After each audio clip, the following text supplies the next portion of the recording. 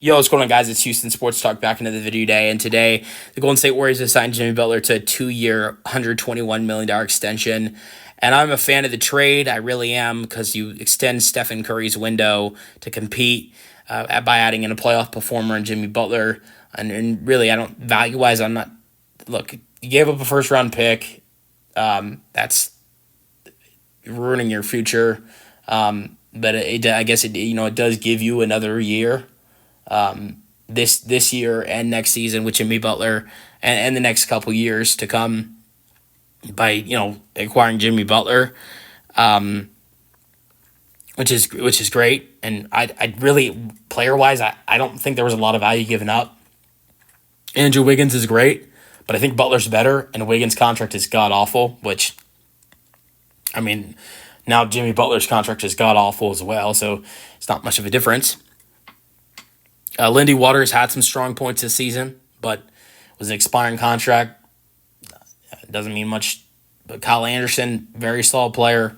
But to get Jimmy Butler, I don't think it really means that much. And Dennis Schroeder, I think, was supposed to have a big role in this Warriors team, but he did not pan out. So it's not like they had to give up Kuminga in this deal. They didn't have to give up Draymond Green. And there were rumors about the Heat potential interest in Kuminga or Green. So I think it was good that the Warriors avoided, going ahead and having to give up Draymond or Kuminga or Moody or something like that. The way they did this trade, I love the way they did this trade.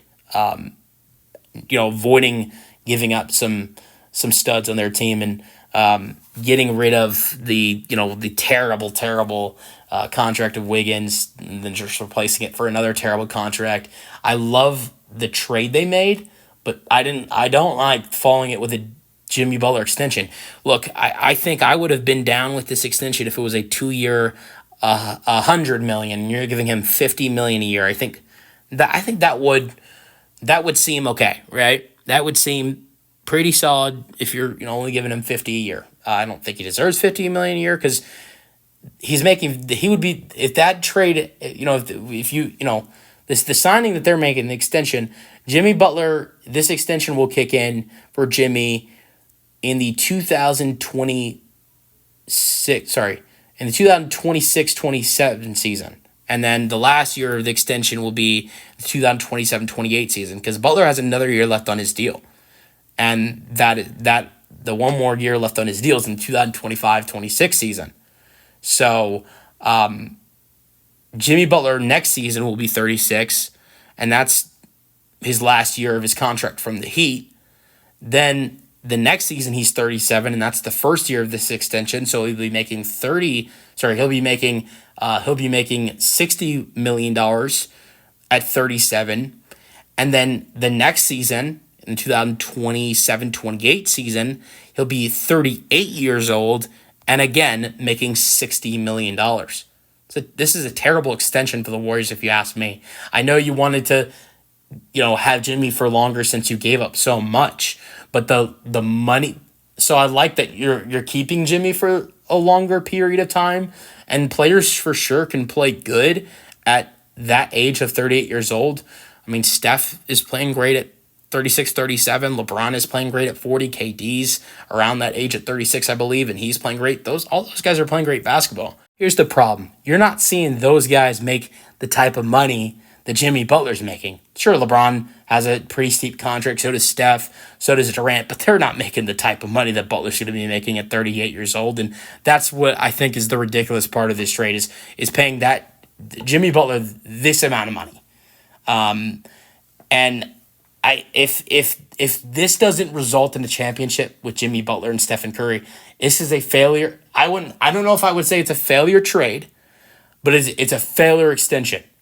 Because I don't think you can look at this trade as a failure, even if they don't win a championship, because they did what they had to do, trying to extend Steph and Jimmy's window, or just Steph's window of winning another championship for the Warriors. And really, value-wise, besides the first-round pick, I really don't think they gave up anything that great value-wise in this trade besides the first-rounder.